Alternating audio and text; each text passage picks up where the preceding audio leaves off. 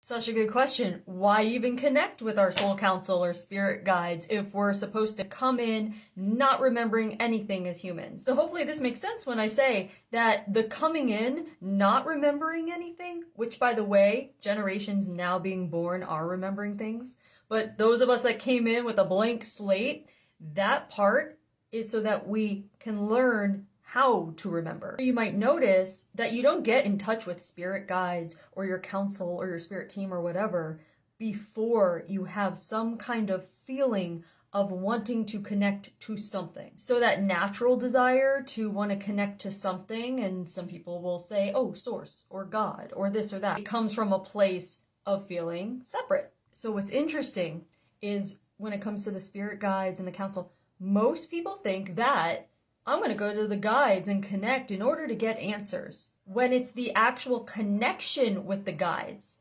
that is part of the answer. How we are connected to everyone and everything. So I guess like in a nutshell, I want to say, even though we come in forgetting everything, the goal is not to remain in the dark. So even though our guides are not going to give us all the answers because we are meant to remember ourselves, being in contact with the guides is part of the remembering. As in, if you're drawn to connect with your guides, that's you starting to remember. Have fun.